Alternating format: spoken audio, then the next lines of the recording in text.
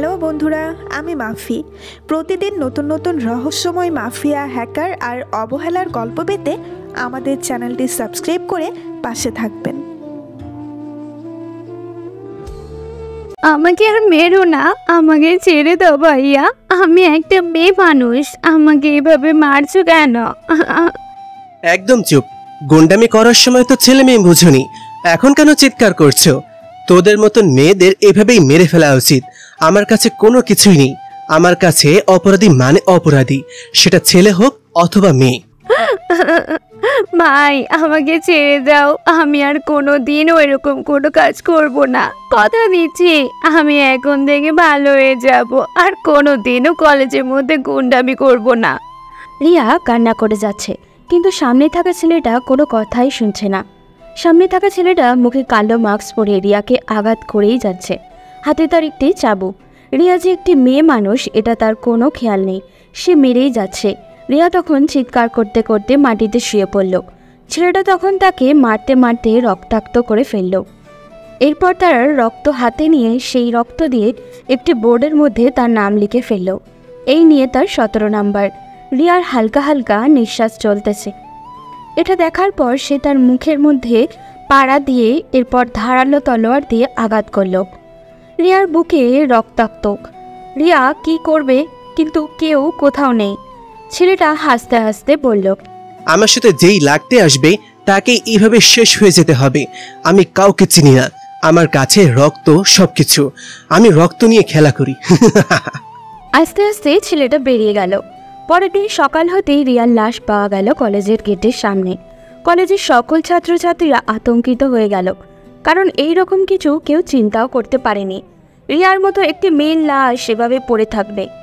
রিয়ার বাবা এই এলাকার একজন নামকরা ব্যবসায়ী। অনেক ভয়ঙ্করভাবে চলাফেরা করতো সে। তাকে দেখলে মেয়ে মনে হতো না, ছেলেদের থেকেও অনেক ভয়ঙ্কর ছিল সে।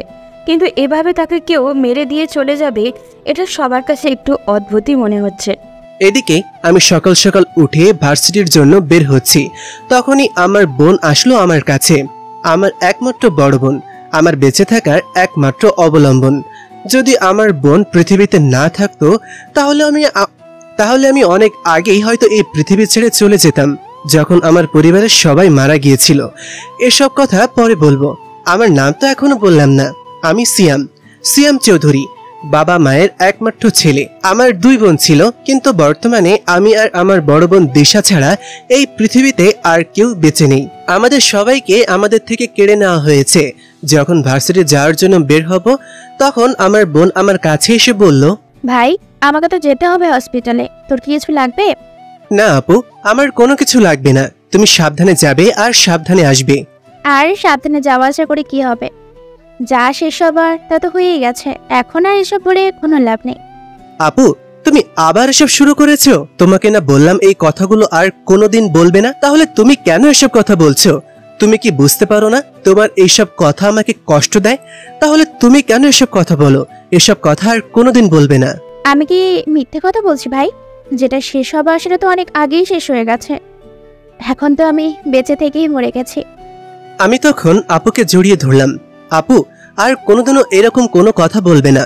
তোমার এরকম কথা আমার শুনতে অনেক বেশি কষ্ট হয়। তোমার কথাগুলো শোনার পর আমি আর নিজেকে ঠিক রাখতে পারি না। আপু তখন আমার মাথায় হাত বুলিয়ে দিয়ে চলে গেল। আমার আপু একজন ডাক্তার, কিন্তু তার জীবনে এরকম একটা ঘটনা ঘটে গেছে যেটা তার জীবনকে ধ্বংস করে দিয়েছে। আমি যেই ভার্সিটিতে পড়াশোনা করি সেই ভার্সিটিতে সেও পড়াশোনা করত। তার সাথে ঘটা কাহিনীটা একটু পরেই বলছি। এখন আমাকে ভার্সিটি যেতে হবে। ভার্সিটিতে প্রবেশ করতেই দেখতে পেলাম চারিদিকে সবাই আতঙ্কের মধ্যে আছে। আমি তখন আমার বন্ধু সজীবের দিকে তাকিয়ে বললাম, কি ব্যাপার দোস্ত, কি হয়েছে? সবাই এরকম করছে কেন? মনে হচ্ছে কোনো অদ্ভুত ঘটনা ঘটে গেছে। আরে দোস্ত, তুই এখনো জানিস না? আমাদের ভার্সিটির গেটের সামনে রিয়াকে খুন করে কে জানি ফেলে দিয়ে চলে গেছে। তার অবস্থা খুবই খারাপ ছিল। তার বাবা মা এখানে এসেছিল, অনেক কান্না করছে, সবাই এটা নিয়ে অনেক ভয় আছে। রিয়াকে মেরে ফেলতে পারে এমন কে আছে? রিয়ার বাবা তো তাকে ছাড়বে না। কি বলছিস তুই? রিয়াকে কে মেরে ফেললো? আমি এসব ব্যাপারে কোনো কিছুই তো জানি না।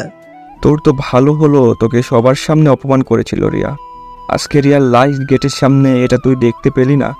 দেখতে হয়তো তোর ভিতরে আলাদা একটা শান্তি অনুভব হতো।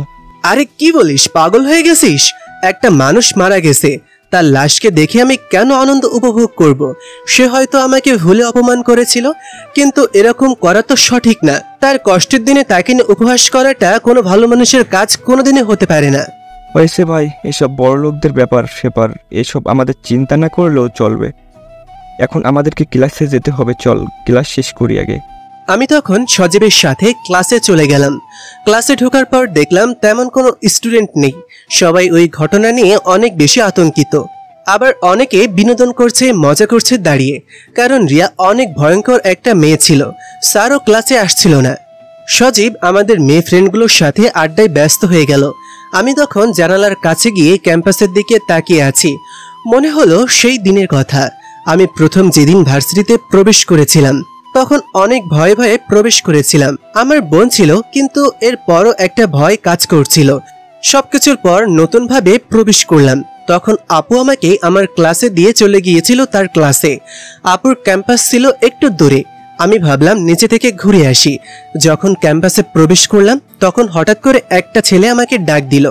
আমি তখন এগিয়ে গিয়ে দেখতে পেলাম সেখানে কয়েকটা মেয়ে বসে আছে বাইকের ওপরে, সাথে কয়েকটা ছেলে। ছেলেটা আমার দিকে তাকিয়ে বলল, কি ব্যাপার বাবু, কেমন আছো? আসসালামু আলাইকুম ভাইয়া। জি ভালো আছি, আপনি কেমন আছেন? আমি ভালো আছি। কি ব্যাপার, নতুন নাকি? জি ভাইয়া, আজকে নতুন এসেছি। খুব ভালো। তা ঠিক মতো আমাদের ব্যাপারে জেনে এসেছো তো? না ভাইয়া, আসলে আজকে নতুন এসেছি, তাই এরকম কোনো কিছুই জানতে পারিনি। তবে আশা করি আস্তে আস্তে জেনে যাব। কথাটা বলার পর তারা অট্ট হাসিতে ফেটে পড়ল। তাদের এরকম হাসির কারণ আমি বুঝতে পারলাম না। আমি শুধু তাদের দিকে তাকিয়েছিলাম। তখন মেয়েটা বাইক থেকে নেমে আমার দিকে এগিয়ে আসলো। আমার কাঁধে হাত রেখে বলল, ওলে বাবুলে, এখনো বুঝতে পারছি না বাচ্চা বাবু। তুমি যাও গিয়ে ওই যে দাঁড়িয়ে আছে ওর কাছে গিয়ে বলবে একটা সিগারেট দাও। এই কথা শোনার পর আমি আতঙ্কিত হয়ে গেলাম। কি বলছে এই মেয়েটা? আমি তখন তার দিকে তাকিয়ে বললাম, আপু এসব কি বলছেন? আমি সিগারেট খাই না, আর উনি আমার অপরিচিত। ওনাকে গিয়ে সিগারেটের কথা বললে তো রাগ করতে পারে। আরে এত বড় বোকা ছিলে, তোকে কি বলেছে ও রাগ করবে? তুই যা কি ওর কাছ থেকে সিগারেট নিয়ে আয়। আমার কথা বলবি বলবি রিয়া আপু বলেছি সিগারেট দিতে, যা। আপু আমার সাথে এরকম করবেন না, আমি নতুন এসেছি, আমার অনেক ভয় করছে। যদি ওই ভাইয়াটা আমার কোনো কিছু করে, আমি নতুন এসেছি, পরে যদি আমার নামে বিচার দেয় তাহলে তো আমি বিপদে পড়ে যাব। আর তুই যদি আজ আমাদের কথা না শুনিস তাহলে তুই আর বড় বিপদে পড়ে যাবি। এই ভার্সিটিতে তুই পড়াশোনা করতে পারবি না, যা, যেটা বলছি তাড়াতাড়ি করবি। কথাটা শোনার পর আমি ভয়ে ভয়ে ছেলেটার কাছে গেলাম। ছেলেটা তখন পেছন দিকে তাকিয়ে একটা বই পড়ছিল। আমি তখন তার পেছনে গিয়ে বললাম, ভাইয়া আপনার সাথে কিছু কথা ছিল। তখন ছেলেটা আমার দিকে অবাক চোখে তাকালো, এরপর বলল, হ্যাঁ বলো। ভাইয়া একটা সিগারেট দেন, রিয়া আপু বলেছে। বলতে না বলতেই ঠাস করে আমার গালে একটা থাপ্পড় মেরে দিল ছেলেটা। আমি তখন তার দিকে তাকিয়েছিলাম, হয়তো কোনো সিনিয়র ভাই হবে এটা ভেবেছিলাম। ভার্সিটির ক্যাম্পাসে দাঁড়িয়ে থাকা ছেলেমেয়েরা আমার দিকে তাকিয়ে হাসছে। আমি গালে হাত দিয়ে দাঁড়িয়ে আছি। ছেলেটা তখন আমার দিকে তাকিয়ে চিৎকার করে বলল, বেয়াদব, তুই জানিস আমি কে? আমি এই ভার্সিটির শিক্ষক। তোর সাহস কি করে হলো তুই আমার কাছে এসে সিগারেট চাস? তোকে কে এটা করতে বলেছে? কথাটা শোনার পর আমি তার গলায় থাকা আইডি কার্ডের দিকে লক্ষ্য করলাম। যখন দেখলাম আমাদের ইয়ারের ইংরেজি শিক্ষক, এটা দেখার পর আমার আর বুঝতে বাকি রইল না কেন তারা আমার সাথে এরকম করেছে। আমি তখন শুধু তার দিকে তাকিয়ে কান্না করছিলাম। তিনি আবারও বললেন, ঠিক আছে, তুমি ক্লাসে যাও আর ওদের কাছাকাছি যাবে না।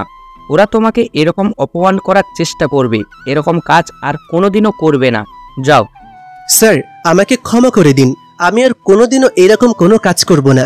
আসলে আমি আপনার কাছে আসতাম না। ওই যে দেখতে পাচ্ছেন রিয়াপু বসে আছে, ওনারা আমাকে পাঠিয়েছে জোর করে আপনার কাছে সিগারেট চাওয়ার জন্য।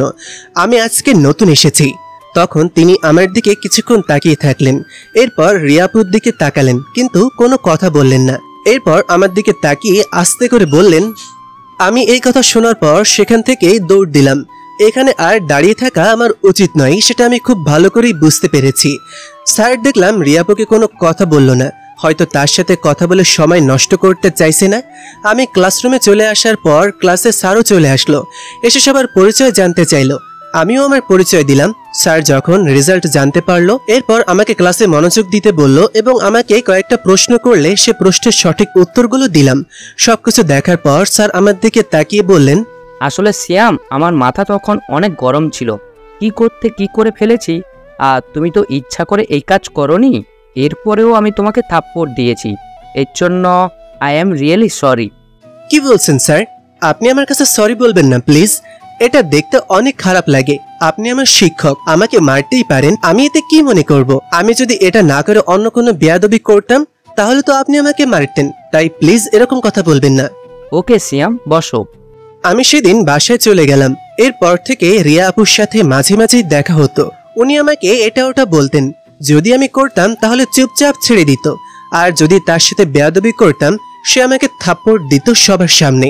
সাথে ওই ছেলেটা, মানে নীলের দলের লোকজন ছিল, তারা সব ভার্সিটির সবকিছু করত, শুধু পড়াশোনা বাদে।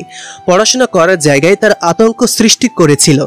একদিন আমি প্রবেশ করছিলাম ভার্সিটির গেট দিয়ে, তখন নীল ভাইয়া আমাকে ডেকে নিয়ে গেল। আমি তখন তার কাছে গিয়ে দেখতে পেলাম সেখানে শুধু রিয়া আপু বসে আছে। এটা দেখার পর আমি কিছুটা ভয় পেয়ে গেলাম। আমার হাতে একটা ব্যাগ ধরিয়ে দিয়ে বলল, এটা নিয়ে যা, এটা নিজের কাছে রাখবি, আর যখন ভার্সিটির ছুটি হবে তখন এটা আমার কাছে এনে দিয়ে যাবি, কেমন? আর ভিতরে কি আছে সেটা দেখতে যাবি না কিন্তু, আর কাউকে এটা দেখতেও দিবি না। তোর ব্যাগের মধ্যে এটা লুকিয়ে রাখবি, কেমন? আচ্ছা ঠিক আছে আপু, কিন্তু এটার ভেতরে কি আছে? সেটা কি তোকে বলতে হবে? যেটা বলছি সেটা করবি। একটু এদিক সেদিক করলে কিন্তু থাপ্পড় দিয়ে সবগুলো দাঁত ফেলে দিব, বলে দিলাম। আমার মুখের উপর কথা বলার সাহস তোর কি করে হলো, হ্যাঁ? আমি ভয় পেয়ে সেটা নিয়ে লুকিয়ে রাখলাম। এরপর ক্লাস শেষ করলাম। ক্লাস শেষ করে তার কাছে এটা ফিরিয়ে দিলাম। কিন্তু আমার অনেক কৌতূহল হলো এটার ভেতরে কি আছে সেটা দেখার জন্য। সেজন্য আমি তার পিছু পিছু গেলাম। একটু পর দেখতে পেলাম তারা একটা বাড়ির ভেতর প্রবেশ করলো। অনেক বাড়ি চারিদিকে, অনেক ফুলের গাছ। আমার বাবা মোটামুটি বড় লোক, কিন্তু এত বড় লোক না। আমি তখন লুকিয়ে জানালা দিয়ে দেখার চেষ্টা করলাম ভেতরে কি হচ্ছে। দেখতে পেলাম রিয়া আপু নীল ভাইয়াকে বলছে, এই নে নীল, এটা লুকিয়ে রাখবি। এটা কিন্তু অনেক দামি, আমি অনেক কষ্ট করে এটা নিয়েছি। যেখানে সেখানে পাওয়া যায় না, আর পার্টিতে যে আসবে তাকে দিতে যাবি না কিন্তু। এটা শুধুই স্পেশাল মানুষদের জন্য। রিয়া, তোকে কোনো চিন্তা করতে হবে না, আমাকে তো চিনিস। তবে তোর জন্মদিনে কিন্তু আমাদের জন্য স্পেশালি কিছু আনতে হবে। তোরা কোনো চিন্তা করবি না, আমার জন্মদিন এমনভাবে পালন করব সবাই পুরো তাক লেগে যাবে, আর আমার দিকে তাকিয়েই থাকবে। তুই চিন্তা করতে পারবি না আমি কি প্ল্যান করেছি। সেটা তো আমরা খুব ভালো করেই জানি। আমাদের বান্ধবীর বার্থডে প্রতিবারই এমনভাবে পালন করা হয় যেটা দেখে পুরো সবাই অবাক হয়ে যায়। আমরা তো পুরো বছর তোর জন্যই অপেক্ষা করি। এরপর নীল ভাইয়া ওই প্যাকেট খুললো। আমি অবাক হয়ে তাকিয়ে থাকলাম। তার মানে তারা আমাকে দিয়ে মাদক বহন করিয়েছে। এটা দেখার পর তো আমার মাথা কাজ করা বন্ধ করে দিল। তারা এখনো ভার্সিটিতে পড়াশোনা করছে আর এইরকম মাদক সেবন করছে, এটা তো আইন বিরোধী। আমি অনেক ভয় পেয়ে গেলাম। যদি আমার কাছে থাকা অবস্থায় কোনো বিপদ হতো তাহলে তো আমি ফেঁসে যেতাম। এরপর আমি ভয় পেয়ে সেখান থেকে চলে আসলাম। পরের দিন ভার্সিটিতে যাচ্ছিলাম আপুর সাথে। তখন আমি আপুকে বললাম, আপু তুমি কি জানো তোমাদের ক্লাসে যে রিয়া আপু আছে সে একজন মাদক সেবনকারী। কালকে আমাকে দিয়ে মদের বোতল লুকিয়ে রেখেছে। এই কথা শোনার পর আপু ভয় পেয়ে গেল, আমার দিকে তাকালো। এরপর আমার হাত চেপে ধরে বলল, ভাই এই কথা আর কাউকে বলবি না, কোনোদিনও এই কথা ভুলেও আর মুখে আনবি না। আর ওরা যেটা বলে সেটাও শুনবি না, ওদের কাছ থেকে লুকিয়ে লুকিয়ে চলবে। আমি খুব ভালো করে জানি ওরা কতটা ভয়ঙ্কর। ওদের সাথে কেউ লাগতে গেলেও না সবাইকে শেষ করে দেয়। ভার্সিটির মধ্যে কেউ কিছু করতে পারবে না তাকে, কারণ তার বাবা মা এখানকার অনেক ক্ষমতাশালী একটা মানুষ। কিন্তু আপু তাকে এভাবে সুযোগ তো আমাদের স্যাররা করে দিচ্ছে। স্যাররা যদি তার বিরুদ্ধে ব্যবস্থা নিত, তাকে ভার্সিটি থেকে বের করে দিত, তাহলে তো সব সমস্যার সমাধান হয়ে যেত। একটা ছেলেমেয়ে নিরাপদ নয়, সবাইকে সে অত্যাচার করে। এটা সম্ভব না ভাই, এসব ব্যাপারে আমাদের কথা বলে সময় নষ্ট করে কোনো লাভ নেই। ওর বাবা অনেক ক্ষমতাশালী মানুষ, তাকে যদি ভার্সিটি থেকে বের করে দেয় তাহলে অনেক ঝামেলা শুরু হবে। এইসব ঝামেলা স্যারেরা করতে চাইবে না। আমি ভার্সিটিতে চলে আসি। আজ রিয়া আপু কোনো ঝামেলা করেনি। পরের দিন আবার যখন ভার্সিটিতে গেলাম তখন রিয়া আপু ডেকে নিয়ে যাওয়ার পর আমার হাতে একটা ব্যাগ দিয়ে বলল, এগুলো লুকিয়ে রাখবি, কাউকে এগুলো দিবি না। সেদিনের মতো আমাকে ভার্সিটির ছুটি হওয়ার পর দিয়ে দিবি, কেমন? আমি পারবো না আপু, এসব আমার দ্বারা সম্ভব না। এসব যদি আমি নিই তাহলে আমাকে পুলিশ ধরতে পারে। আপনারা জানেন না এটা আইন বিরোধী? এই কথা শোনার পর তারা অবাক হয়ে আমার দিকে তাকিয়ে থাকলো। আমি তখন তাদের দিকে তাকিয়ে বললাম, আমি সেদিন আপনাদের কথা বলতে শুনেছি এসবের ভেতর কি থাকে। এই দুইটার ভেতরে হয়তো মাদক দ্রব্য আছে। আমি এসব রাখতে পারবো না, পরে পুলিশের ঝামেলায় আমাকে পড়তে হবে। তোর সাহস কি করে হলো? তোকে আমি একটা জিনিস দিয়েছি, সেটা খুলে দেখার। আমি এটা দেখিনি, বরং আপনাদের কথা শুনেছি। আপনাদের কথা শুনে বুঝতে পেরেছি যে আপনারা এসবের ভেতরে মাদক দ্রব্য রাখেন। দেখেন, আমি পড়াশোনা করার জন্য এখানে এসেছি, এসব ঝামেলায় জড়াতে আমি পারবো না। আমাদের কথা শুনবি না, আমরা তোকে শেষ করে দিব। তুই যখন জানতে পেরে গেছিস এসবের ভেতরে কি থাকে, তাহলে তোকে এই কাজটা করতেই হবে। তুই এগুলো লুকিয়ে রাখবি। দেখেন আপু, আমি আপনার পায়ে ধরি, প্লিজ এরকম করবেন না। আমার অনেক ভয় হয়। আমি সব ঝামেলায় জড়াতে চাই না। আমি ভালো মতন পড়াশোনা করতে চাই। আমার জীবনটা এভাবে নষ্ট করে দিবেন না আপনি। ভালো কথা, রিয়া যেটা বলছে সেটা শুনলে তো তোর জীবন নষ্ট হবে না। তুই এটা লুকায়ে রাখবি, এরপর আমাকে এটা দিয়ে দিবি। তুই এত বড় বড় কথা বলছিস কেন? তোকে যেটা বলেছে সেটা শুনলেই তো সমাধান হয়ে যায়। ভাইয়া, আপনারা তো বড় মানুষ, আপনাদেরকে কেউ কোনো কিছুই বলবে না, কিন্তু আমাকে তো পুলিশ ধরে নেবে যদি এটা পেয়ে যায়। আর ভার্সিটির মধ্যে যদি কেউ জানতে পারে যে আমি মাদক নিয়ে এসেছি, তাহলে হয়তো আমাকে ভার্সিটি থেকে বেরই করে দিবে। আমরা এত কথা শুনতে চাই না সিয়াম। আমি যেটা বলেছি সেটাই তুই করবি। তুই এগুলো নিয়ে লুকিয়ে রাখবি। বলে জোর করে এগুলো আমার হাতে দিয়ে যায়। আমি অনেক ভয় পেয়ে গেলাম। এরপর মনে মনে সিদ্ধান্ত নিলাম তাদেরকে এসব থেকে ফিরিয়ে আনতে হবে যে করেই হোক। সেই জন্য আমি লুকিয়ে সকালের কয়েকটা ভিডিও করে নিলাম। এরপর বিকালে তাদেরকে সেগুলো ফিরিয়ে দিয়ে আমি বাসার দিকে না গিয়ে চলে গেলাম পুলিশ স্টেশনে। সেখানে যাওয়ার পর একজন পুলিশ অফিসারের সাথে দেখা করলাম। তিনি আমাকে ডেকে নিয়ে বসালেন। আমি তখন তাকে সবকিছু খুলে বললাম। এগুলো শোনার পর তিনি আমার দিকে কিছুক্ষণ তাকিয়ে থাকলেন। এরপর আমাকে বললেন, তুমি যেন কার বিরুদ্ধে তুমি অভিযোগ করার জন্য এসেছো সে আশরাফ সাহেবের মেয়ে। যদি আশরাফ সাহেব জানতে পারে তাহলে তোমাকে শেষ করে দিবে। তাই তুমি যদি নিজের জীবন বাঁচাতে চাও তাহলে এসব বন্ধ করে দাও। তুমি ঠিক মতো পড়াশোনা করো, এসব নিয়ে তোমাকে চিন্তা করতে হবে না। স্যার, আপনি এসব কি বলছেন? একটা মেয়ে ভার্সিটির মধ্যে মাদক নিয়ে যাচ্ছে, আবার সেগুলো তারা একে অপরের সাথে মিলেমিশে খাচ্ছে। আপনারা সব দেখেও না দেখার ভান করবেন তার বাবার হয়ে? তাহলে এই দেশে আইন কেন আসলো? আমি দরকার হয় আরো বড় জায়গায় যাব। এরপরে সব বন্ধ করতে হবে। আমাকে ঠিক মতন পড়াশোনা করতে দিচ্ছে না তারা। বাবা, সবার জীবনের মায়া থাকে, আমাদের জীবনেরও মায়া আছে। তুমি যতই উপর মহলে যাও না কেন, আশরাফ সাহেবের কাছাকাছি পৌঁছাতেই পারবে না। আশরাফ সাহেব সবকিছু শেষ করে দিবে, তোমার পরিবার এবং তোমাকেও শেষ করে দিবে। তাই তোমাকে ভালোই ভালোই বলছি, এসব বন্ধ করে দাও। স্যার, আপনি কেন বুঝতে পারছেন না? আমি দেশের আইনের কথা বলছি। আইনের ওপরে তো কোনো কিছু হতে পারে না। সে অপ্রাপ্তবয়স্ক, এখনো সে পড়াশোনা করছে। এই সময় যদি সে মাদকের নেশে আসক্ত হয়ে পড়ে এবং তার আশেপাশের বন্ধু বান্ধবকে আসক্ত করে, তাহলে সে শুধু ধ্বংস হবে না, আশেপাশে থাকা মানুষগুলোও ধ্বংস হবে। পুলিশ অফিসার কিছুক্ষণ আমার দিকে তাকিয়ে থাকলেন। আমি তখন তাকে জোরাজুরি করতে শুরু করলাম। এরপর তিনি বাধ্য হয়ে কেসটা নিলেন। এরপর আমাকে বিদায় করে দিলেন। আমি চলে আসলাম বাসায়। বাসায় আসার পর কাউকে কিছু বললাম না, কারণ যদি তাকে বলি তাহলে সবাই অনেক বেশি রাগ করতে পারেন। তখন আমার আব্বু আম্মু সবাই বেঁচে ছিলেন, সাথে আমার ছোট বোন রিমাও বেঁচে ছিল। তবে সে তখন মাত্র ক্লাস 9-এ উঠেছিল। বাবা মোটামুটি ভালোই একটা বিজনেস চালাতেন, সেটা থেকে আমাদের পরিবার মোটামুটি ভালোই চলতো। কোনো কিছুর অভাব ছিল না আমাদের পরিবারে। সুখে শান্তিতে আমরা জীবনযাপন করছিলাম। কিন্তু এর পরের দিন যখন ভার্সিটিতে প্রবেশ করলাম, তখন দুইজন লোক আমাকে টেনে নিয়ে গেল কলেজের পেছনে। লোকগুলো আমার কলার চেপে ধরে। আমি তখন ভয় পেয়ে গেলাম। আমাকে ভার্সিটির পেছনে নিয়ে যাওয়া হলো। সেখানে গিয়ে দেখতে পেলাম রিয়া এবং নীল বসে আছে। এটা দেখার পর ভয় পেয়ে গেলাম। আমি যাওয়া মাত্রই রিয়া আমার দিকে তেড়ে আসলো। এরপর আমার কলার চেপে ধরে বলল, তোর সাহস কি করে হলো? হ্যাঁ, তুই আমার নামে মামলা করিস? তুই কি ভেবেছিস তুই লুকিয়ে মামলা করবি আর আমরা এসব ব্যাপারে কোনো কিছু জানতে পারবো না? আজকে শেষ করে দিব তোর। এত বড় সাহস কি করে হলো? হ্যাঁ, আমি অনেক বেশি ভয় পেয়ে গেলাম। এরপর তার দিকে তাকিয়ে বললাম, আপু, আমি ভুল করে ফেলেছি। আপনারা তো অন্যায় করেছেন, আমি অন্যায় শুধু প্রতিবাদ করেছি।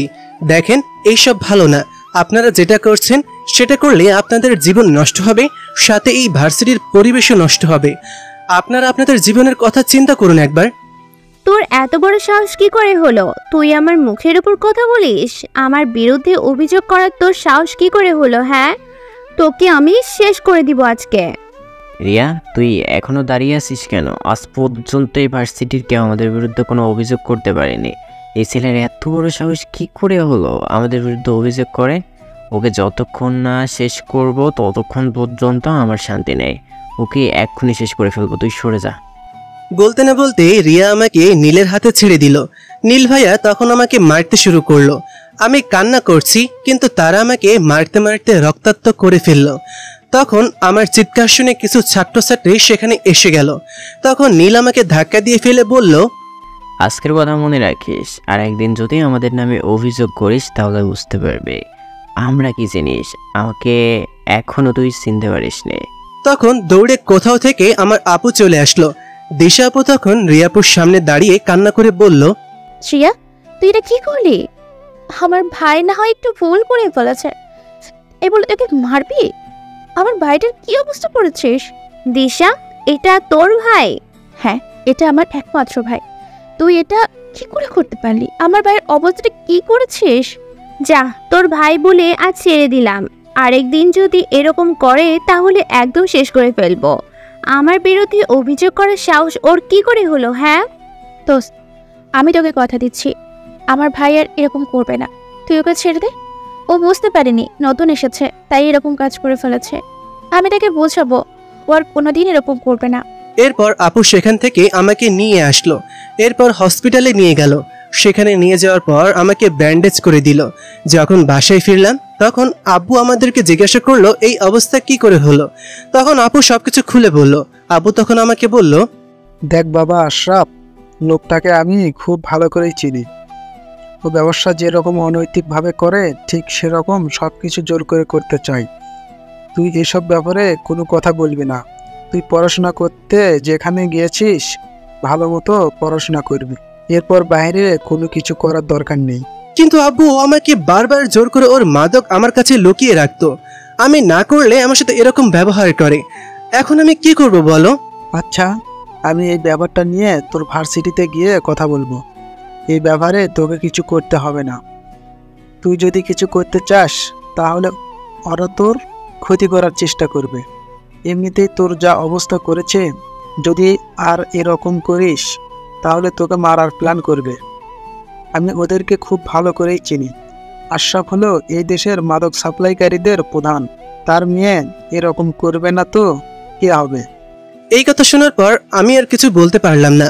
আপু আব্বু সবাই মিলে আমাকে বোঝাতে শুরু করলো।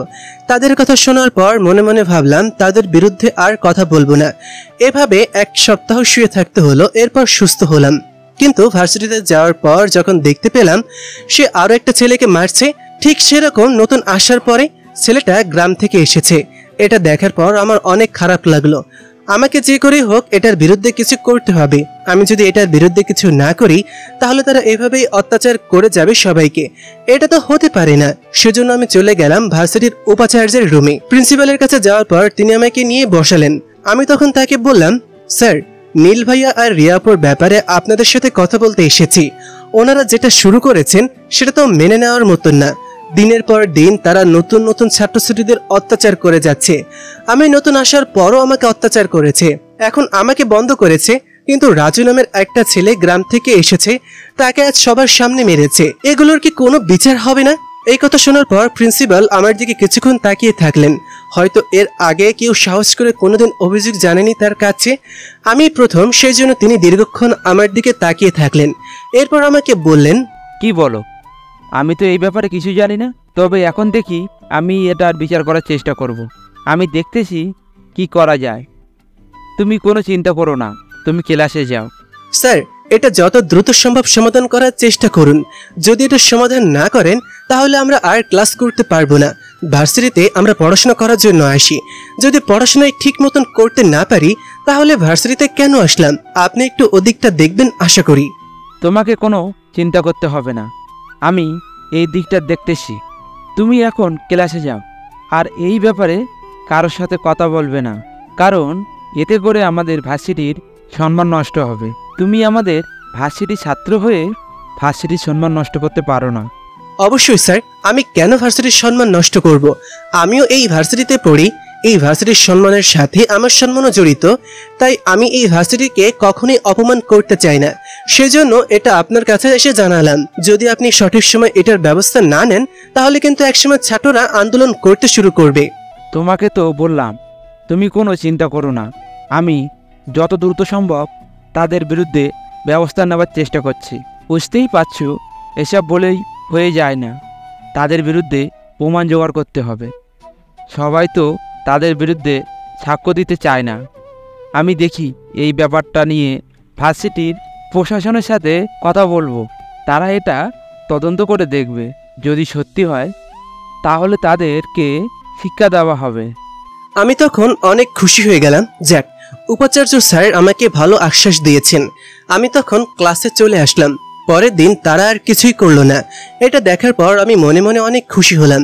হয়তো তারা ভয় পেয়ে গিয়েছে বিচার দেওয়ার কারণে। আমি অনেক খুশি হয়েছিলাম, কিন্তু 2 দিন পরে হঠাৎ করে আমার বড় আপু দিশা উধাও হয়ে গেল। আমরা পুরো এলাকা খুঁজেও তাকে পেলাম না। হঠাৎ করে আমার আব্বুর কাছে একটা কল আসলো। ফোন পাওয়ার পর আমি আর আব্বু দৌড়ে গেলাম তাদের দেওয়ার ঠিকানায়। গিয়ে দেখতে পেলাম আপুকে অজ্ঞান অবস্থায় সেখানে ফেলে রাখা হয়েছে। তার অবস্থা বিবস্ত্র। আমরা নিজের চোখকে বিশ্বাস করতে পারছিলাম না। আমি আর আব্বু কান্না করতে শুরু করলাম। এরপর আমরা আপুকে নিয়ে গেলাম হসপিটালে এবং সেখানে গিয়ে জানতে পারলাম আপুকে গণধর্ষণ করা হয়েছে। এই কথা শোনার পর আমার ভেতরটা ফেটে যাচ্ছিল। আপু পাগলের মতন কান্না করতে শুরু করলো। আমি তখন আপুর কাছে গেলাম, গিয়ে আপুকে জড়িয়ে ধরে বললাম, আপু তোর এই অবস্থা কি করে হলো? তুই কোনো চিন্তা করবি না, আমরা এসেছি। ভাই আমার সব কিছু শেষ হয়ে গেল, ওরা আমাকে শেষ করে দিল। এখন আমি কিভাবে সমাজের সামনে মুখ দেখাবো? আমাকে সবাই খারাপ মেয়ে বলবে।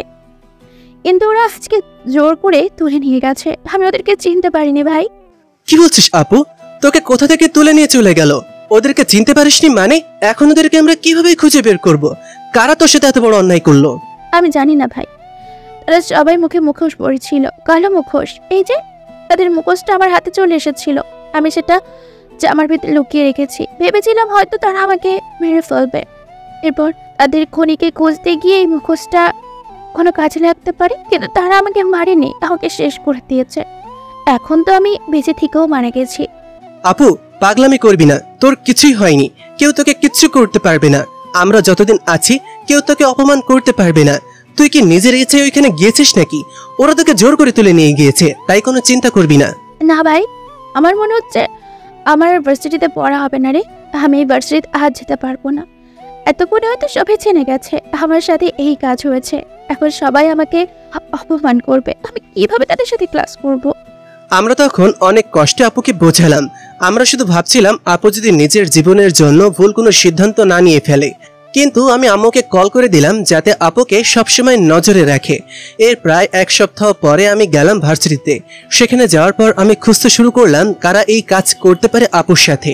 আপুর ডিপার্টমেন্টেই খোঁজ নিলাম। ওখানে গিয়ে আমি ডাক্তারের সাথে কথা বললাম।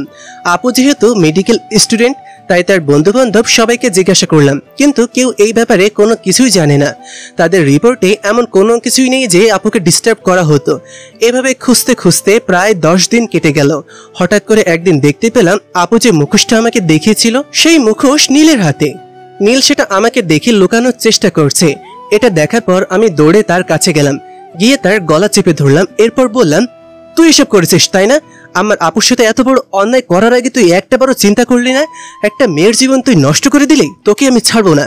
বলতে বলতে আমি তাকে মারতে শুরু করলাম। তখন তারা সেখানে আরো অনেক লোক জড়ো হয়ে গেল, সাথে রিয়াও আছে।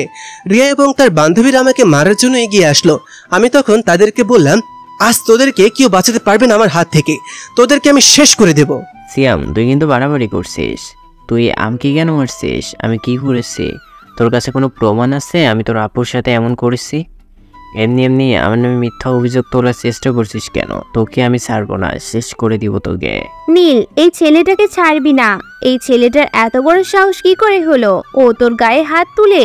আজ পর্যন্ত আমাদের গায়ে হাত তোলার সাহস এই ভার্সিটিতে কারোর হয়নি। তুই মেয়ে বলে তোকে কিচ্ছু করছি না। তুই এই ছেলের সাথে মিলে এসব করেছিস তাই না? তোদেরকে আমি শেষ করে দিব। তোদের কাউকেই আমি ছাড়বো না।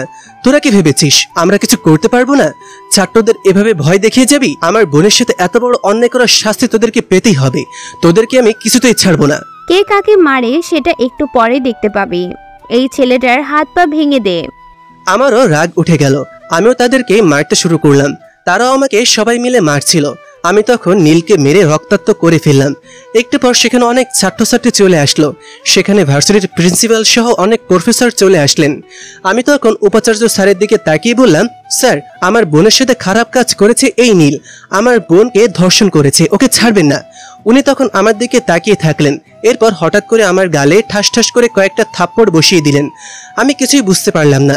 অন্যায় করলো তারা, কিন্তু আমাকে শাস্তি দেওয়া হচ্ছে কেন?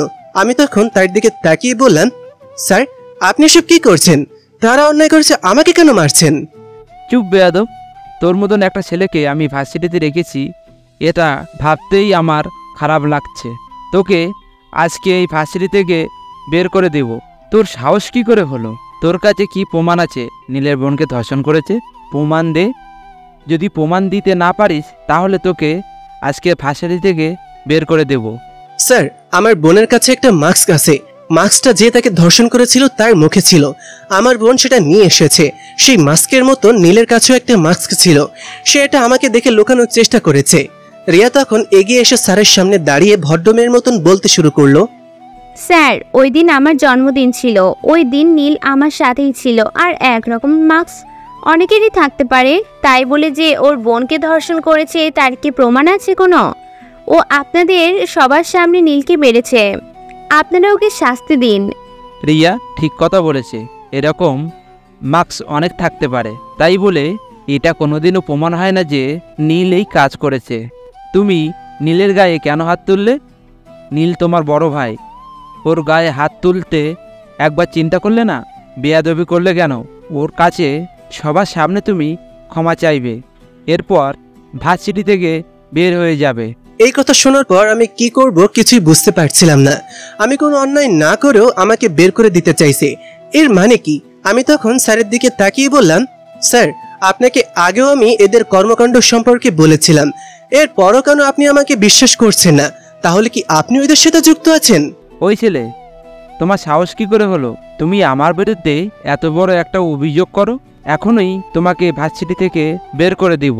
এই ছেলেকে ইচ্ছামতো মেরে ভার্সিটি থেকে বার করে দাও। ওই ছেলেটার অধিকার নেই এই ভার্সিটি পড়া, বেয়াদব কোথাকার। এরপর তারা সবাই এসে আমাকে মারতে শুরু করলো। আমি তাদেরকে বোঝানোর চেষ্টা করলাম, কিন্তু কিছুই করতে পারিনি। কিন্তু তারা আমাকে এভাবে মেরে বের করে দিল।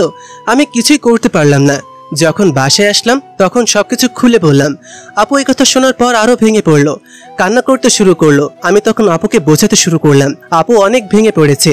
আমি আব্বুকে বোঝাতে শুরু করলাম, এখন আমাকে পুলিশের কোনো বড় একটা জায়গায় যেতে হবে। সেজন্য আমি আমাদের এই এলাকার পুলিশ কমিশনারের সাথে দেখা করার সিদ্ধান্ত নিলাম। ওনার সাথে যোগাযোগ করলাম, উনি আমাকে ডেকে পাঠালেন। আমি তখন পরের দিন চলে গেলাম পুলিশ কমিশনারের সাথে দেখা করতে। ওনাকে দেখে আমি অবাক হয়ে গেলাম, কারণ উনি একটা মেয়ে। ওনাকে আমি সবকিছু খুলে বললাম। এটা শোনার পর উনি আমার দিকে কিছুক্ষণ তাকিয়ে থাকলেন, এরপর বললেন, মিস্টার সিয়াম, আমি আপনার কথা বুঝতে পারছি, কিন্তু দেখেন, তাদের বিরুদ্ধে এখন প্রমাণ জোগাড় করতে হবে। আর যদি আপনি প্রমাণ না দিতে পারেন তাহলে আমি কিছু করতে পারবো না। আমি আপনার বিষয়টা বুঝতে পেরেছি। আমি আমার সর্বোচ্চ চেষ্টা করব তাদেরকে এই কাজ থেকে বিরত রাখার। কিন্তু আপনি যেটা করেছেন সেটা অন্যায়, কারণ তার বিরুদ্ধে কোনো প্রমাণ ছিল না। আর এখন তো আমরা গিয়ে তাদের কিছু করতেও পারবো না, কারণ আপনার পক্ষে কেউ সাক্ষী দেবে না। কিন্তু ম্যাডাম, তারা কি এভাবেই অন্যায় করে যাবে ভার্সিটির মধ্যে? আমরা যারা নতুন গিয়েছি ওই ভার্সিটিতে, সবার সাথে তারা এভাবে অন্যায় করে আসছে। আশরাফ খানও শুনলাম নাকি এসব মাদকের সাথে জড়িত।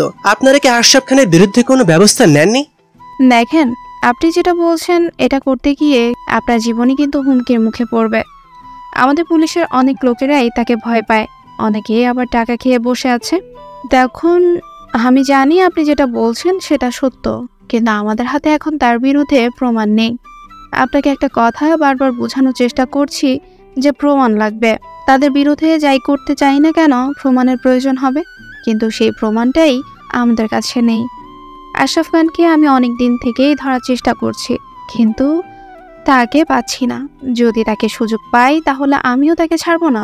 ধন্যবাদ ম্যাডাম, আপনি বিষয়টা বুঝতে পেরেছেন, কিন্তু আমাকে এভাবে ভার্সিটি থেকে বের করে দিল। এখন আমি পড়াশোনা কিভাবে করব? আর আমার বোন তো ভার্সিটিতে যেতে পারবে না। আমার বোনকে না হয় অন্য কোনো মেডিকেলে ভর্তি করিয়ে দিলাম, কিন্তু আমাকে তো এই ভার্সিটিতে পড়তেই হবে, কারণ আমার অনেক স্বপ্ন ভালো কিছু একটা করব। সেই জন্য আমি অনেক কষ্ট করে ভর্তি পরীক্ষা দিয়ে এই ভার্সিটিতে ভর্তি হয়েছি। আচ্ছা, আপনার বিষয়টা আমি দেখছি। আপনাকে ভার্সিটিতে আবার ফিরিয়ে দেওয়ার ব্যবস্থা করব। কিন্তু আপনি এসব কথা আর কাউকে বলবেন না, আপনার মধ্যেই একটা লুকিয়ে রাখবেন। যদি অন্য কেউ এই ব্যাপারটা জানতে পারে তাহলে কিন্তু আপনার লাইফে রিস্ক হতে পারে। ওকে ম্যাডাম, তাহলে আমি এখন যাই। আচ্ছা যাবেন, ঠিক আছে। আপনার নাম্বারটা দিয়ে যান, আমার নাম্বারটাও নিয়ে যান। যদি কোনো দরকার হয় তাহলে আমাকে সরাসরি কল করবেন, অন্য কাউকে কল করার দরকার নেই। আর আমার কোনো প্রয়োজন হলে আপনাকে আমি ডেকে নিব। আমার নাম মনে রাখবেন, আমি ইসরাত মাইশা, এই এলাকার পুলিশ হাই কমিশনার। আপনাকে অসংখ্য ধন্যবাদ ম্যাডাম আমার বিষয়টা বোঝার কারণে। আমি আগেও গিয়েছিলাম আপনাদের ওই এলাকার ওসি সাহেবের কাছে, কিন্তু উনি এই ব্যাপারে কোনো ব্যবস্থা নেননি। আপনার সাথে দেখা হয়ে অনেক ভালো লাগলো। আপনি যত তাড়াতাড়ি সম্ভব এই ব্যাপারটার তদন্ত করুন। আপনার সাথে দেখা হয়ে আমারও অনেক ভালো লাগলো মিস্টার সিয়াম। আপনার সাথে ঘটে যাওয়া ঘটনার জন্য আমি সহানুভূতি প্রকাশ করছি। আমরা যত তাড়াতাড়ি সম্ভব আপনাকে আপনার অধিকার ফিরিয়ে দেওয়ার চেষ্টা করব, কিন্তু সব কিছুর জন্য একটা নিয়ম কানুন আছে। আমাদেরকে নিয়ম কানুনের ভেতরে এগিয়ে যেতে হবে। আপনি চিন্তা করবেন না, আপনার মতো সাহসী কয়েকটা ছেলে যদি এগিয়ে আসতো তাহলে ওরা অন্যায় করতে পারতো না। আমি তখন সেখান থেকে চলে আসলাম। এরপর যখন বাসায় আসলাম তখন খোঁজ নেওয়ার চেষ্টা করলাম ভার্সিটির ব্যাপারে, কিন্তু কোনো কিছু জানতে পারলাম না। আপু অনেক ভেঙে পড়েছে। পরের দিন আমি আপুকে বুঝিয়ে নিয়ে গেলাম আমাদের কোনো একটা মেডিকেল কলেজে। সেখানে গিয়ে তাকে ভর্তি করিয়ে দিলাম। এভাবে দেখতে দেখতে 1 সপ্তাহ কেটে গেল। তারা আগের মতন সবকিছু করতে শুরু করলো, কিন্তু আমি ভার্সিটিতে যেতে পারলাম না, কারণ ভার্সিটি থেকে আমাকে বহিষ্কার করা হয়েছে। কিন্তু 1 সপ্তাহ পর হঠাৎ করে আমাকে ভার্সিটিতে নেওয়া হলো। আমি বুঝতে পারলাম না কেন তারা আমাকে এভাবে ডেকে নিয়ে গেল। আমাকে সরাসরি নিয়ে যাওয়া হলো ভার্সিটির প্রশাসনিক ভবনে। সেখানে যাবার পর আমি কিছুক্ষণ দাঁড়িয়ে থাকলাম। একটু পরে প্রিন্সিপাল এবং আরো কিছু স্যার ঢুকলেন, সাথে নীল এবং রিয়া। তখন উপাচার্য স্যার আমার দিকে তাকিয়ে বললেন, সেদিন আমার মাথা গরম হয়ে গিয়েছিল তোমার এরকম কথা শুনে, তাই আমি একটু খারাপ ব্যবহার করে ফেলেছি। সিয়াম, এটা আমাদের ভার্সিটির সম্মানের একটা বিষয়। আমরা অনেক চিন্তা করে দেখলাম সেদিন হয়তো তোমার সাথে ঘটে যাওয়া ঘটনার কারণে তোমার মাথা ঠিক ছিল না, তাই তুমি এরকম ব্যবহার করে ফেলেছ। আমরা তোমাকে ক্ষমা করে দিলাম। এখন তোমাদের দুজনকে আবারও মিলে যেতে হবে। তোমরা তোমাদের ভিতরের দ্বন্দ্বটা ভুলে যাও। কথাটা শোনার পর আমি কিছুক্ষণ তার দিকে তাকিয়ে থাকলাম। এরকমটা তো হওয়ার কথা নয়।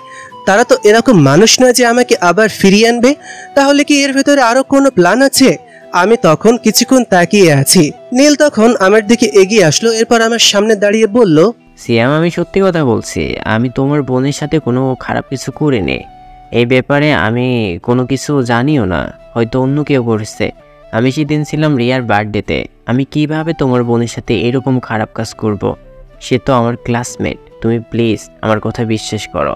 আর সেদিন আমার মাথা গরম হয়ে গিয়েছিল, তাই এরকম করেছি।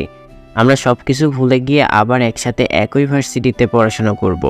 হ্যাঁ নীল, আমাকেও ক্ষমা করে দিও। আমিও তোমার সাথে অনেক খারাপ ব্যবহার করেছি। আসলে অহংকার করেছিলাম, ভেবেছিলাম তুমি হয়তো আমাদেরকে ভয় পাবে। তখন আমাদেরও কিছু ভুল ছিল, তাই তোমার কাছে ক্ষমা চাইছি। আমরা চাই তুমি আবার ভার্সিটিতে ফিরে আসো। যা হবার তা হয়ে গেছে। সবকিছু আমার মাথার উপর দিয়ে যাচ্ছিল, আর বিশ্বাস করতে পারছিলাম না তারা এরকম করবে, কারণ তাদেরকে আমি খুব ভালো করে চিনি। তাদের এরকম করার কথা নয়। তাহলে কি তারা আরো বড় কোনো প্ল্যান করেছে? আমি তখন কিছু বললাম না, শুধু দাঁড়িয়ে থাকলাম। সবাই আমাকে তাদের সাথে মিলিয়ে দিল।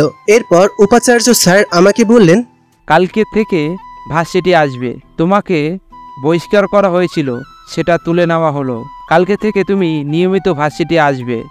আর তুমি অনেক ভালো পড়াশোনা, তাই পড়াশোনাটা ভালো মতন চালিয়ে যাও। এসব নিয়ে তোমাকে চিন্তা করতে হবে না। ভার্সিটির মধ্যে যদি কোনো অন্যায় হয় তাহলে ভার্সিটির প্রশাসক আছে, সেটা দেখার দায়িত্বে ভার্সিটির প্রশাসনের।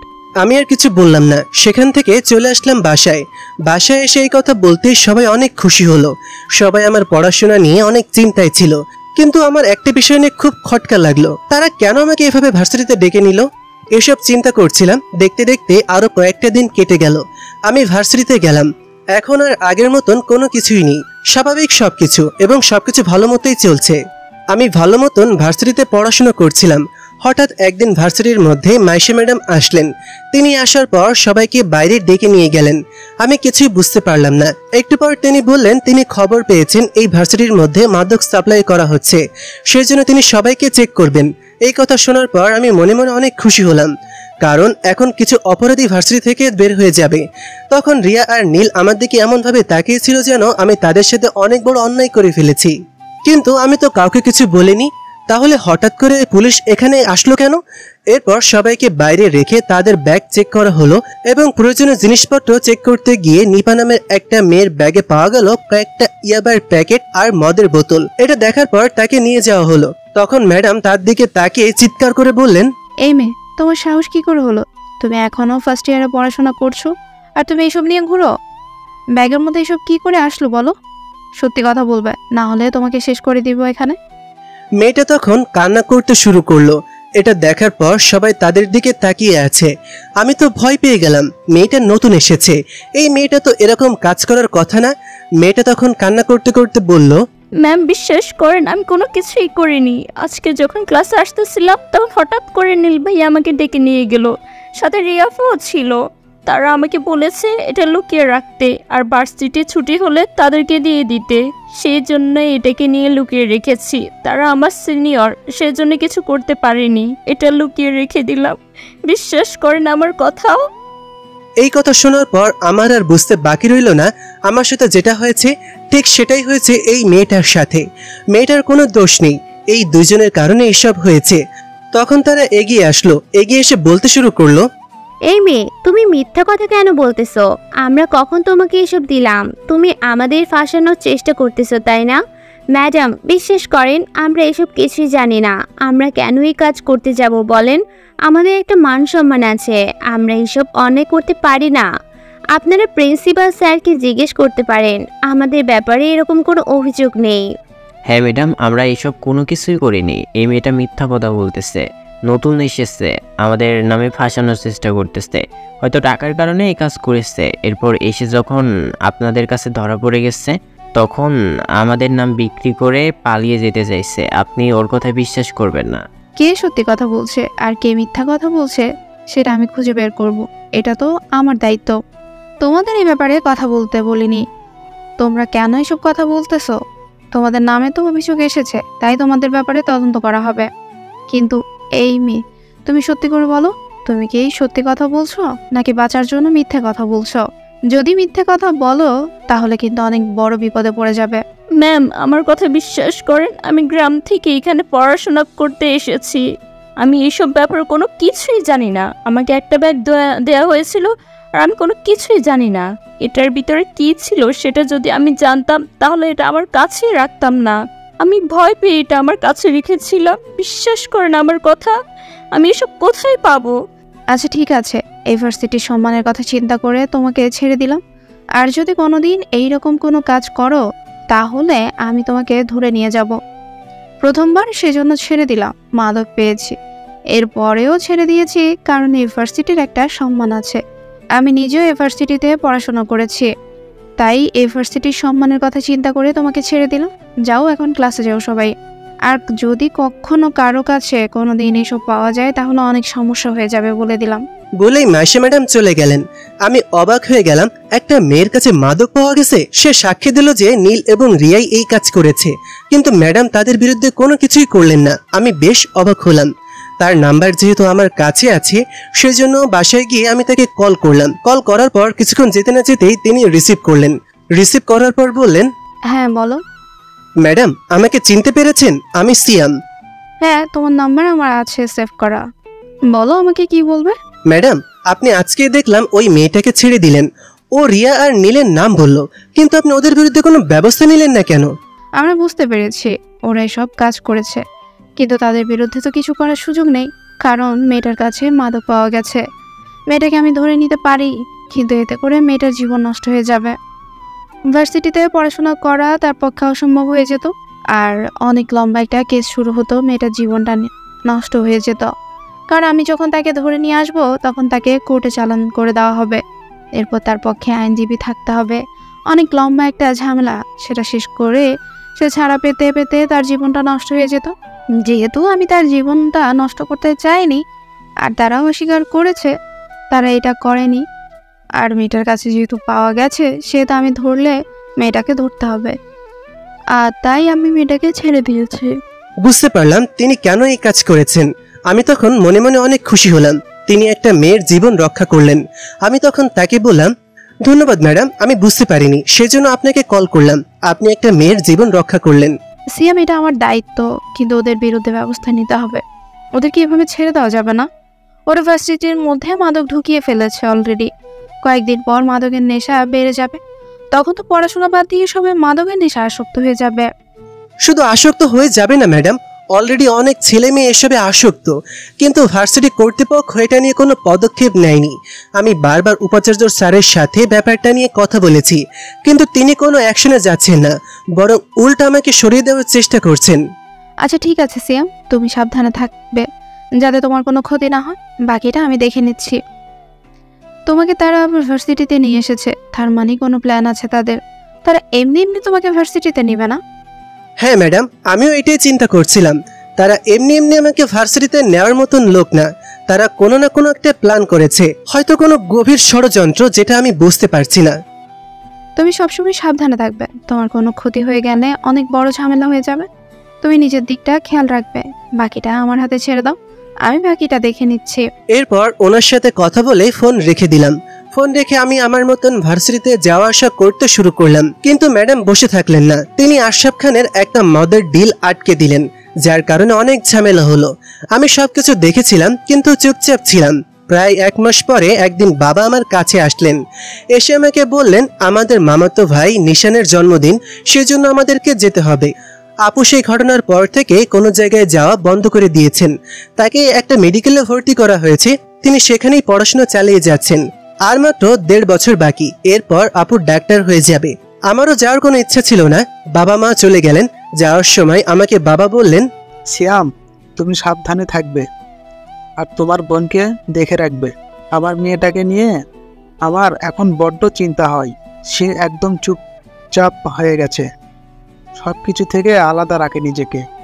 দেখো, সে তার মামার বাড়িতে যাওয়ার জন্য কত পাগল ছিল, কিন্তু আজ আমার মেয়েটা তার মামার বাড়িতে পর্যন্ত যেতে চাইছে না।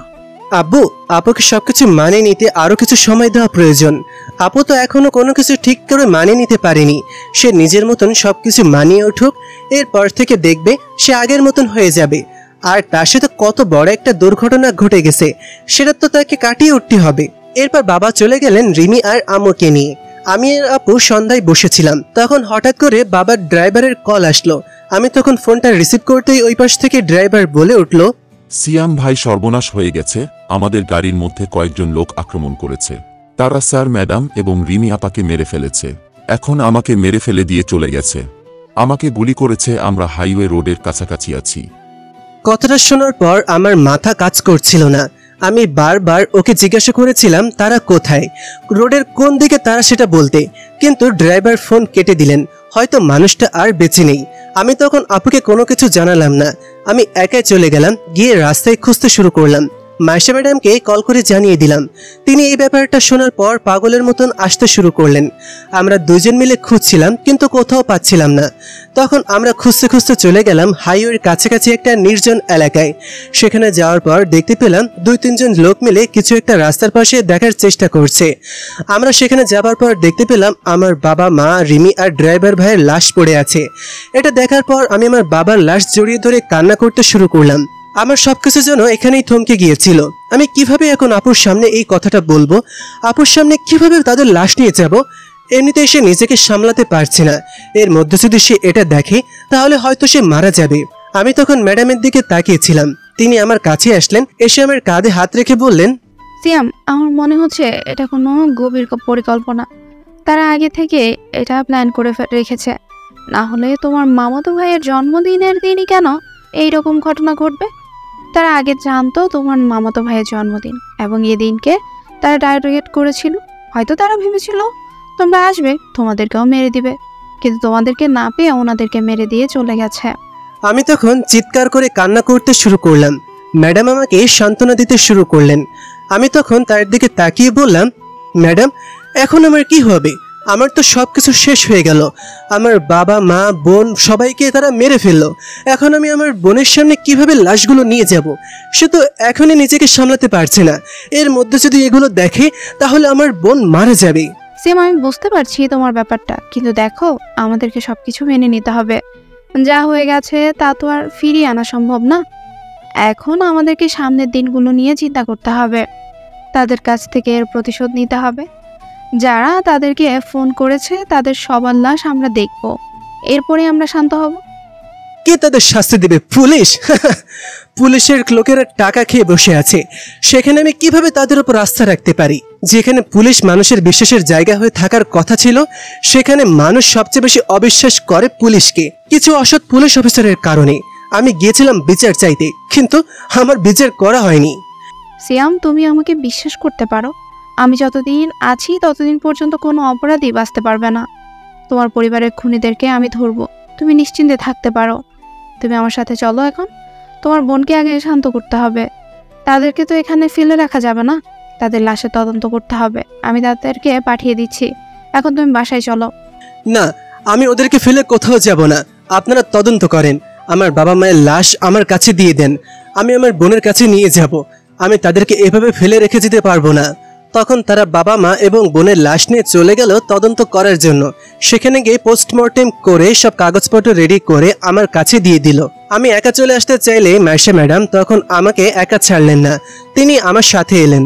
আমি যখন বাসায় পৌঁছলাম, বাসায় পৌঁছে কলিং বেল বাজালাম, তখন প্রায় ভোর হয়ে গেছে। আপু পাগলের মতন দরজা খুলে দিল। হয়তো আমার জন্য অপেক্ষা করছিল। আপু আমাকে দেখে জড়িয়ে ধরলো, কিন্তু আমার এরকম অবস্থা দেখে আপু আমাকে বলল, কি ব্যাপার সিয়াম, তোর এরকম অবস্থা কেন? তোকে দেখে মনে হচ্ছে কেউ তোকে মেরেছে। কি হয়েছে ভাই, বল আমায়। আমি আপুকে জড়িয়ে ধরে কান্না করতে শুরু করলাম। আপু আমার কান্না দেখে নিজেও কান্না করতে শুরু করলো। আমি তখন আপুকে আস্তে করে বললাম, আপু আমাদের বাবা মা বোন আর কেউই বেঁচে নেই, কেউ আমাদের সবাইকে মেরে ফেলেছে।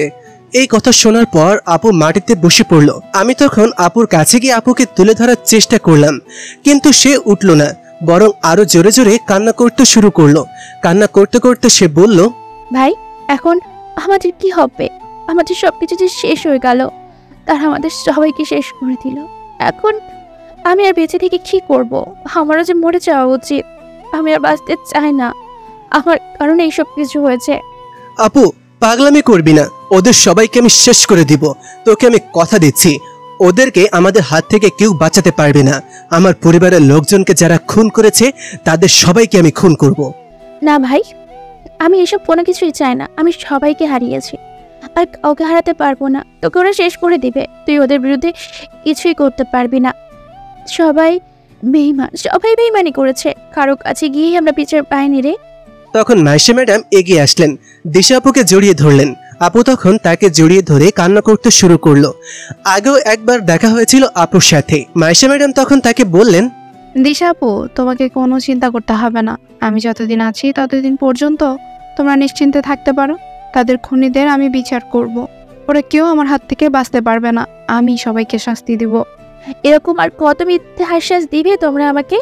আমরা তো বিচার পাওয়ার আশাই কোনো কিছু করিনি।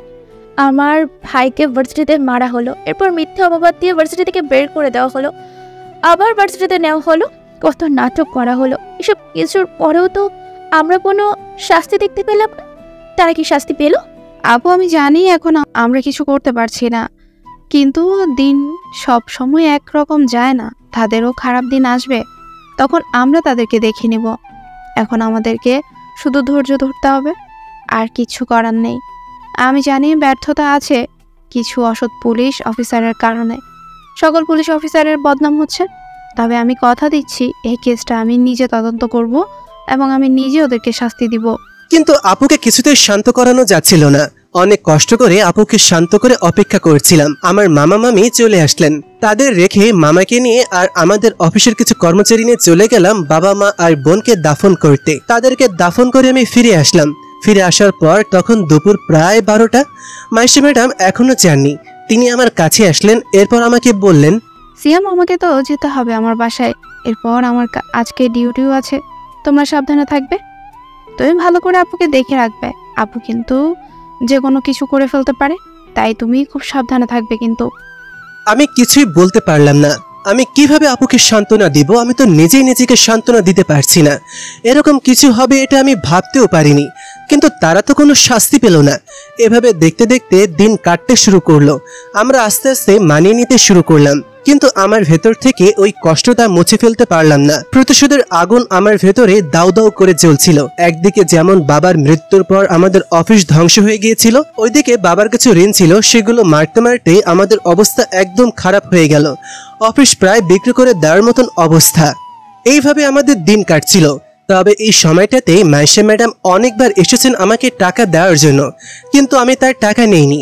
কারণ তার টাকা আমি কিভাবে নিব? কিন্তু উনি আমার জন্য এত কিছু কেন করছেন সেটাও তো আমি জানি না। তবে আমি ভার্সিটিতে যেতাম আসতাম, তবে কারোর সাথে কোনো কথা বলতাম না। রিয়া আপু আর নীল ভাইয়ের অনৈতিক কাজকর্ম দেখতাম, কিন্তু আমি আমার পরিবারের মৃত্যুর পরে একদম চুপ হয়ে গিয়েছিলাম। কারোর সাথে কোনো কথা বলতাম না, দরকার হলেও কথা বলতাম না। দেখতে দেখতে আপুর মেডিকেল জীবন শেষ হয়ে গেল। সে ডাক্তার হয়ে গেল। যেদিন আপুর ডাক্তারি পাশ করলো, সেদিন আমাকে জড়িয়ে ধরে অনেক কান্না করলো। আমাকে টেনে নিয়ে গেল আব্বু আম্মু আর রিমিকে যেখানে দাফন করা হয়েছে সেখানে যাওয়ার পর আপু আমাকে জড়িয়ে ধরে কান্না করতে করতে বলল, সিয়াম, বাবার কত স্বপ্ন ছিল আমাকে ডাক্তার হিসেবে দেখবে। আজ আমি ডাক্তার হয়ে গেছি, কিন্তু আমার বাবা আমাকে ছেড়ে চলে গেছেন। আমি আমার বাবার স্বপ্ন পূরণ করেছি, কিন্তু বাবা সেটা দেখে যেতে পারলেন না। আমার ভিতরে কি চলছে সেটা আমি তোকে বলে বোঝাতে পারবো না ভাই। কে বলেছে আব্বু আম্মু আমাদের দেখছেন না? আব্বু ওপরে বসে সবকিছু দেখছেন।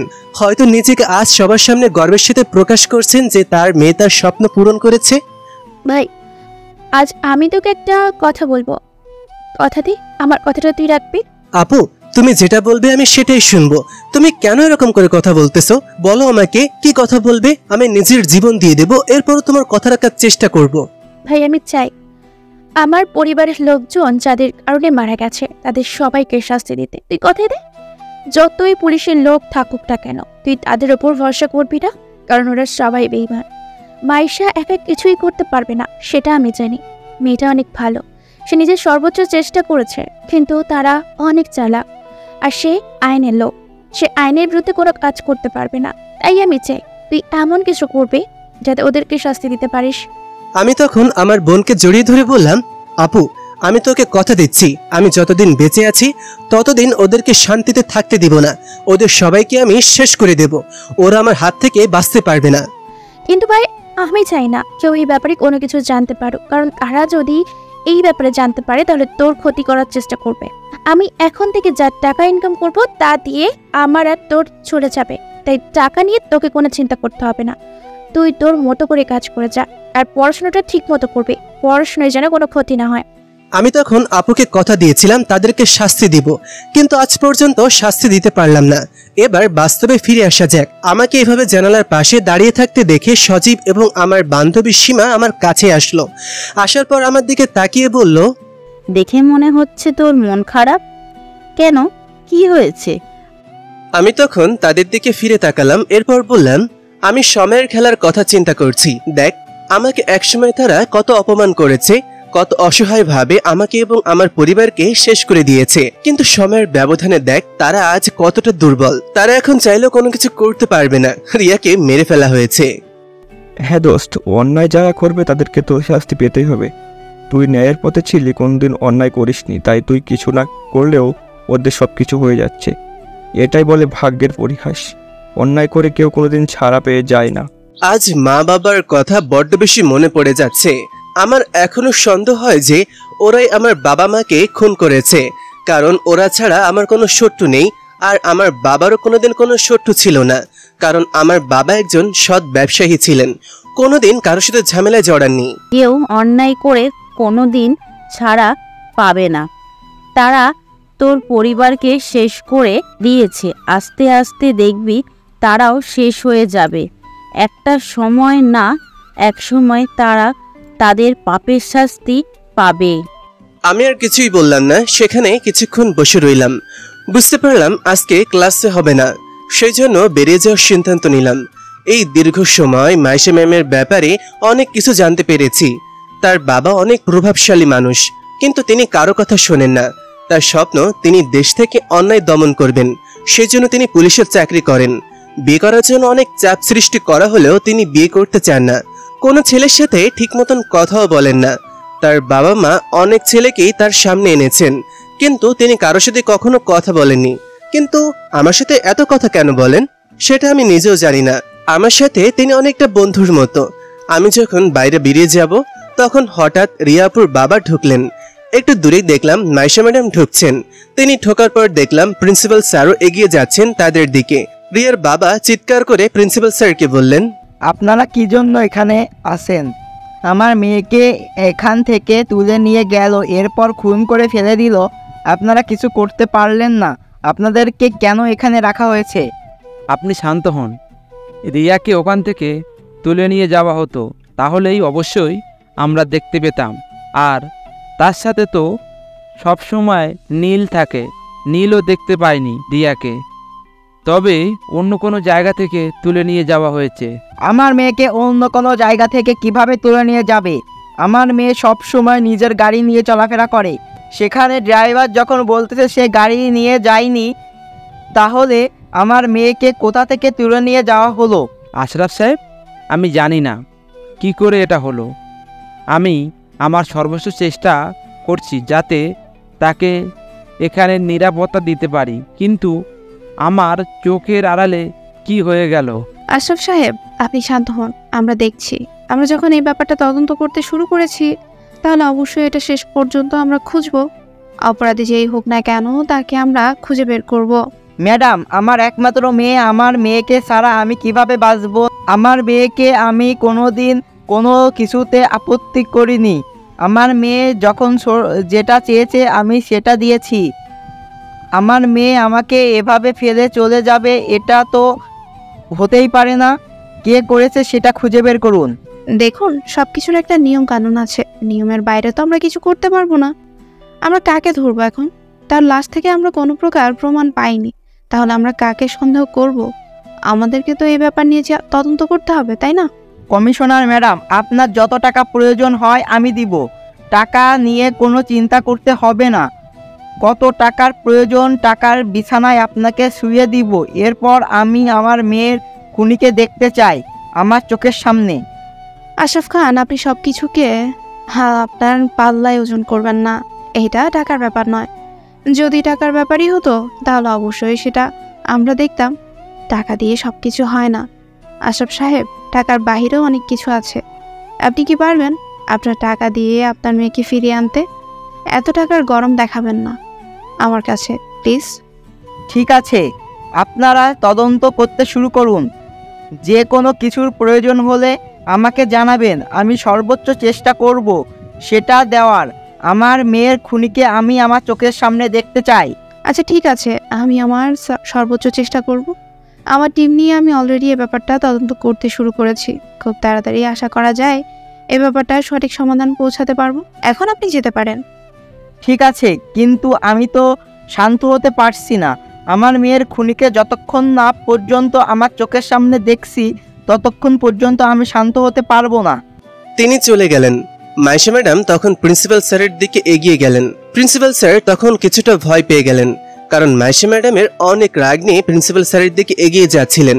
মাইশা ম্যাম তখন তাকে বললেন, উপাচার্য স্যার, আজকে তো আপনার কথা শুনে আমি স্পষ্ট এটা বুঝতে পেরেছি যে আপনারা কিছু না কিছু সুবিধা দেওয়ার চেষ্টা করেছেন রিয়াকে।